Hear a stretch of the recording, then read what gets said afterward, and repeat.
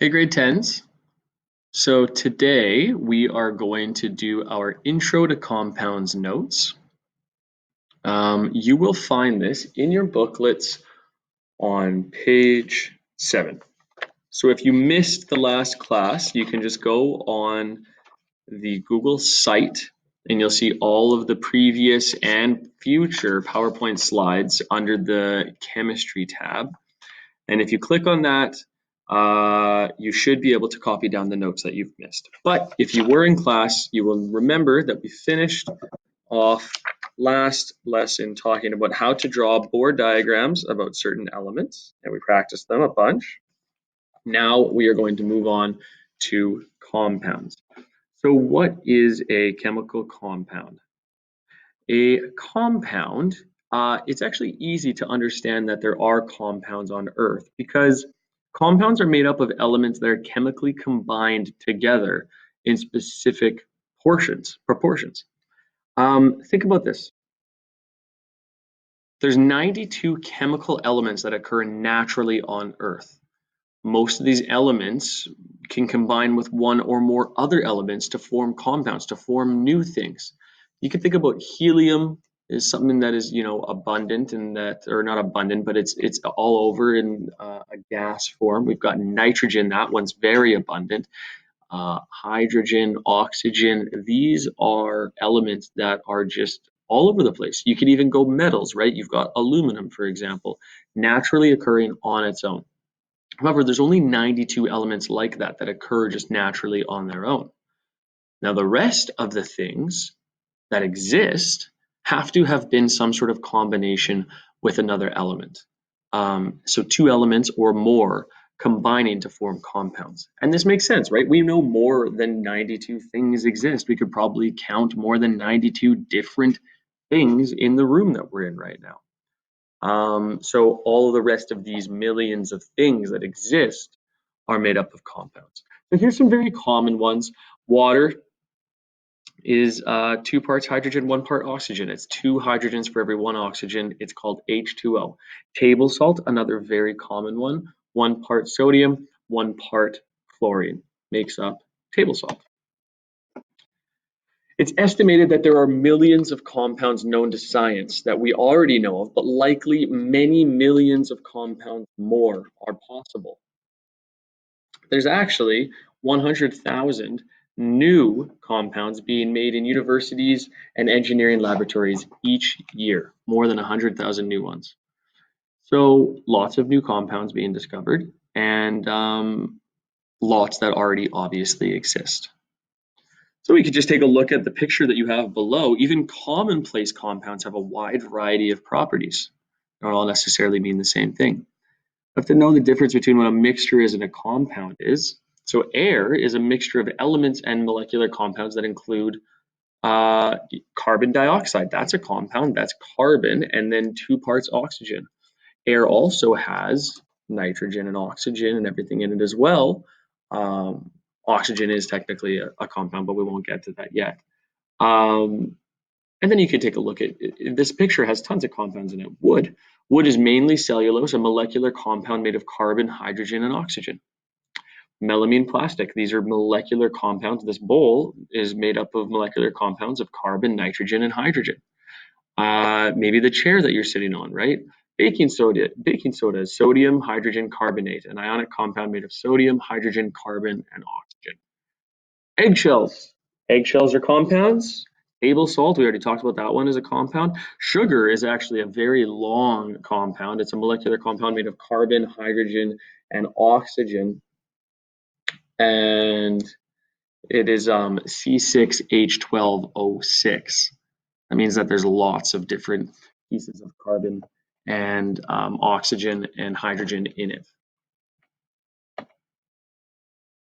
Since there are so many compounds in the world, one way that chemists organize their thinking about them is to classify them.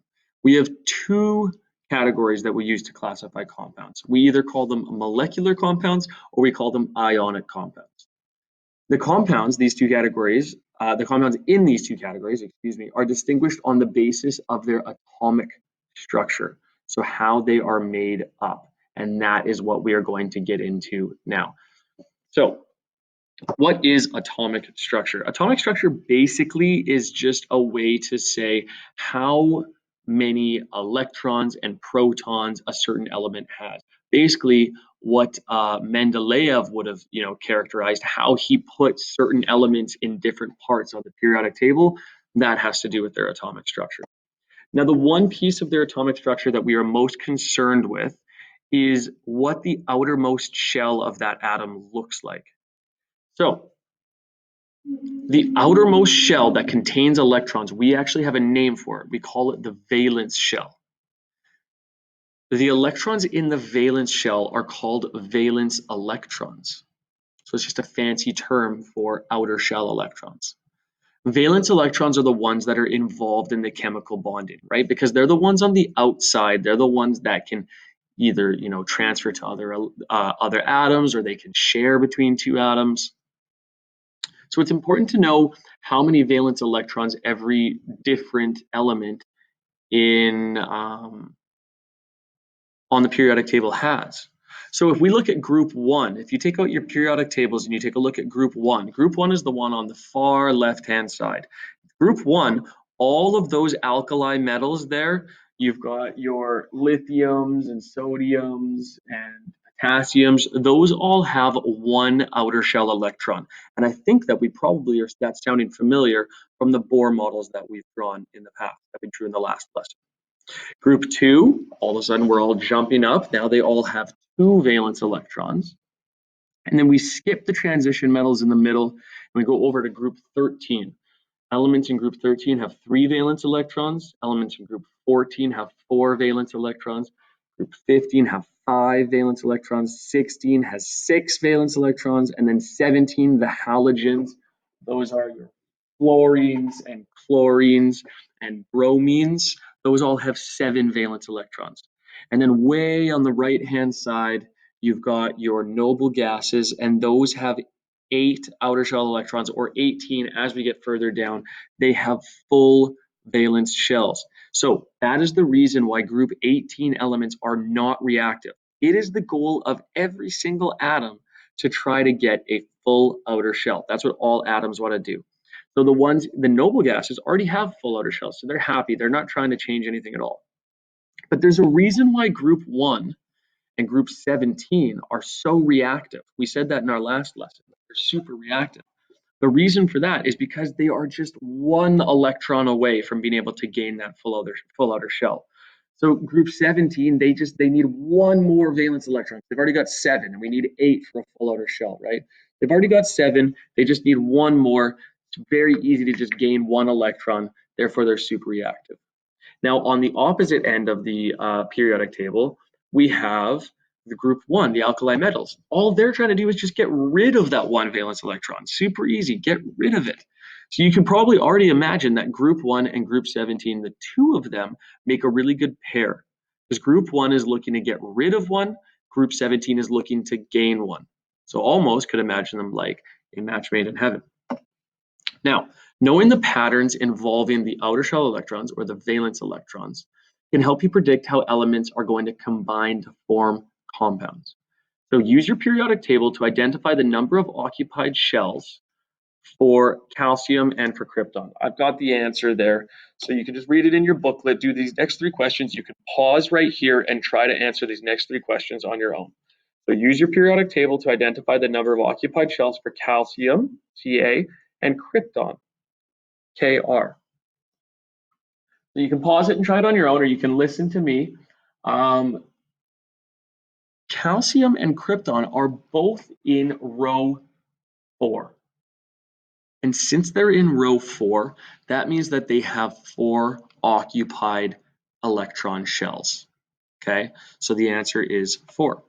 Identify the number of valence electrons for each of the following. You've got ClMg, so chlorine, magnesium, S, sulfur, I, iodine, or iodine, depending on how you want to pronounce it, Sr, which is strontium, and Br, which is bromine.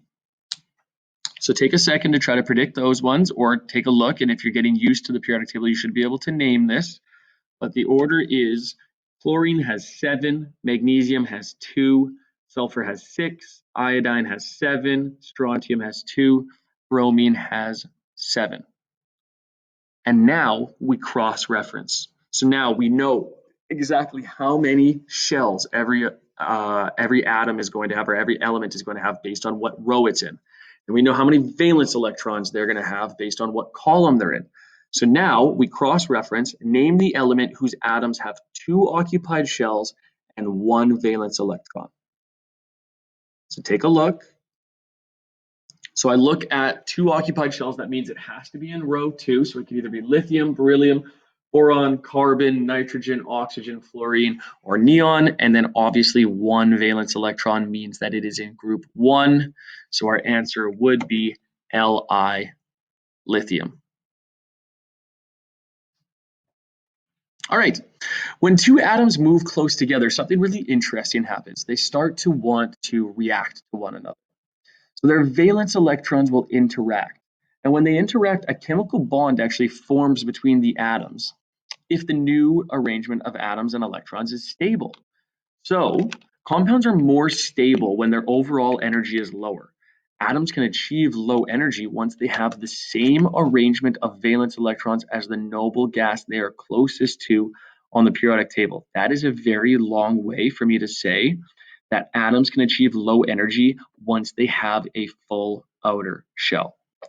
What do I mean by once they have the same arrangement of valence electrons? Well, all noble gases have full outer shells, right?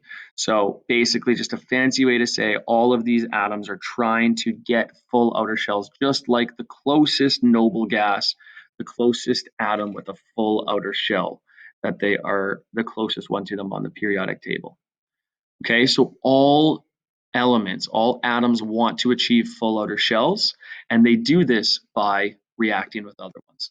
So when they're brought close to another atom that they might be a good match with, they'll form a compound. And there are 3 ways that an atom can achieve a valence shell that is full, or is like that of its closest noble gas. The first one is atoms of metals can lose electrons. Okay, because all of the metals are on that left-hand side of the periodic table. Remember that from the last lesson. And if they're on the left-hand side, that means that they either have 1 or 2, most likely 1 or 2 outer shell electrons. So it's easier for them to lose those electrons rather than to have to gain 6 or 7. So they lose those electrons to other atoms, and thus they form positively charged ions called cations. We will get more into detail about why they gain a positive charge in the next lesson. But if you think about losing something negative, losing an electron, if you lose something negative, you'll get a positive charge, right? If I take a look at lithium, lithium has 3 electrons and 3 protons. And if it loses 1 electron, well, that means that it has 3 positively charged protons and 2 negatively charged electrons. 3 minus 2 gives us a charge of positive 1. So positively charged ions are called cations. Those are the metals that lose their that lose an electron, they form a positive charge. The way that I remember what cation means, that it means positive, is that I imagine that that T is making up a positive sign, a plus sign. The next way, atoms of nonmetals do the opposite. They can gain electrons from other atoms, forming negatively charged ions. And the way that I remember what the name for negatively charged anions, it's anions, sorry, negatively charged ions. They're called anions because N is the first letter of the word negative, right? And it's not in the other one. Cation doesn't have that first N. It has it at the end, but we don't have to worry about that. So the N means negative. The T is our plus sign for positive. So they're the opposite, right? They have 6 or 7 outer shell electrons, so it's easier for them to just gain 1 or 2 more. And then the final way, and we'll learn this in a few lessons, is that they can share electrons. So they can either give electrons away, they can receive electrons, or they can share electrons. Those are the 3 ways in which atoms can gain full outer shells, and 3 ways in which they form compounds with other atoms. Okay, so I guess the last thing I want to mention is that once an atom has a charge, either positive or negative, we don't call it an atom anymore. We call it an ion. Okay, we either call it a cation or an anion, or just generally refer to them as ions.